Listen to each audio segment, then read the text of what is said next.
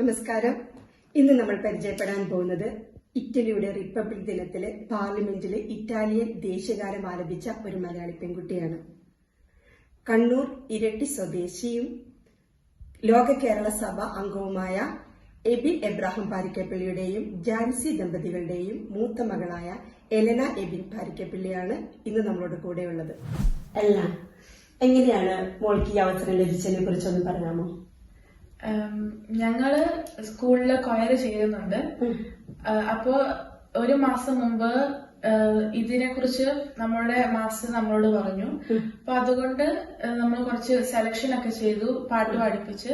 അങ്ങനെ എനിക്കും അതിൽ പങ്കാളിയാകാൻ കഴിയും. അതിലെനിക്ക് ഒരുപാട് സന്തോഷവുമുണ്ട്. എങ്ങനെയായിരുന്നു വേറൊരു പാട്ടും മറ്റൊരു പാട്ടും കൂടെ പാടിയെന്ന് ഇങ്ങനെ കേട്ടിരുന്നു. അത് എങ്ങനെയായിരുന്നു? അപ്പം അതും ഇതിന്റെ കൂടെ തന്നെ സെലക്ട് ചെയ്തിട്ടാണോ നിങ്ങൾ എടുത്തിരുന്നത്? അതും ഈ രണ്ട് പാട്ട് നമ്മളെ കൊണ്ട് പാടിപ്പിച്ചു, എന്നിട്ട് സെലക്ട് ചെയ്തു പിള്ളേരെ. അപ്പം രണ്ടാമത്തെ പാട്ടെന്ന് പറയുന്നത് അത് സന്തോഷം എന്താണെന്ന് എക്സ്പ്ലെയിൻ ചെയ്യുന്ന ഒരു പാട്ടാണ്.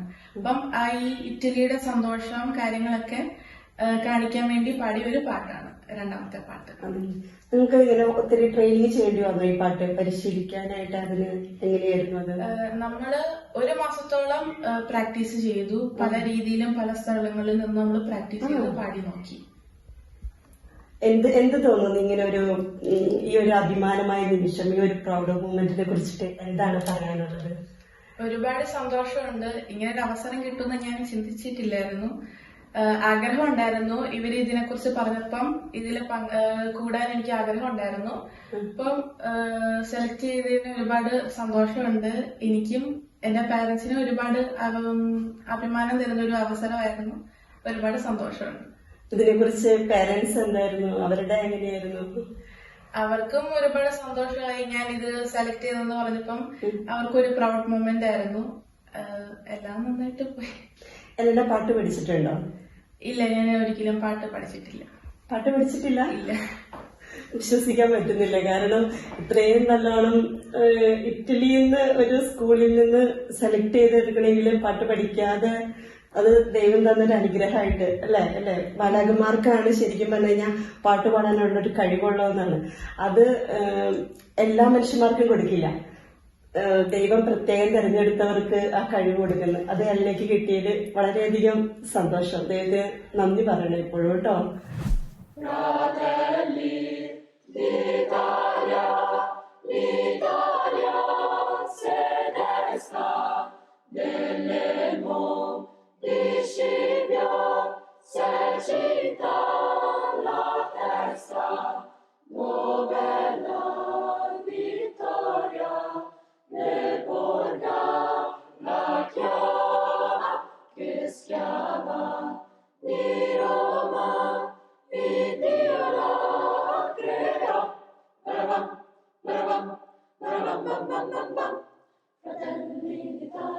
L'Italia si desta, nell'elmo di Scipio si cinta la testa, dove la vittoria riporga la chioma, che schiava di Roma il Dio la creò. Stringiamoci a coorte, siamo pronti alla morte, l'Italia chiamò. Stringiamoci a coorte, siamo pronti alla morte, l'Italia chiamò, sì.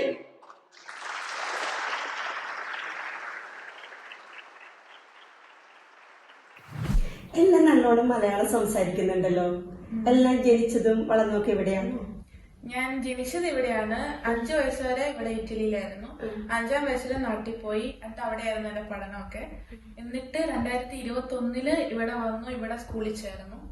Italian പഠിക്കാൻ നല്ല പാടായിരുന്നു, പക്ഷെ പിടിച്ചെടുത്തു. ഇപ്പൊ ഇവിടെ ഞാൻ 11ാം class ചെയ്യാണ്. എന്നിട്ട് 11ാം ക്ലാസ് പറയുമ്പോ +1 അല്ലേ നമ്മുടെ നാട്ടില്? എങ്ങനെയുണ്ട് പഠിക്കാനൊക്കെ ആയിട്ട്? ആദ്യമേ ബുദ്ധിമുട്ടായിരുന്നു, ഇറ്റാലിയൻ പാടായിരുന്നുണ്ട്. ഇപ്പൊ പക്ഷെ കുഴപ്പമില്ലാതെ പോകുന്നുണ്ട്. അതല്ലേ. പിന്നെ എല്ലാം മൂത്ത മോളല്ലേ? താഴെ എനിക്ക് ഒരു അനിയത്തിയും ഒരു അനിയനും. ഒരു 2 വരി ഗുഡ്നസ് ചാനലിലെ പ്രേക്ഷകർക്ക് വേണ്ടിയിട്ട് ഒരു ഡിവോഷണൽ സോങ് ഒന്ന് പാടാമോ? അമ്മേ, എന്റെ അമ്മേ, എന്റെ ഈശോയുടെ അമ്മേ,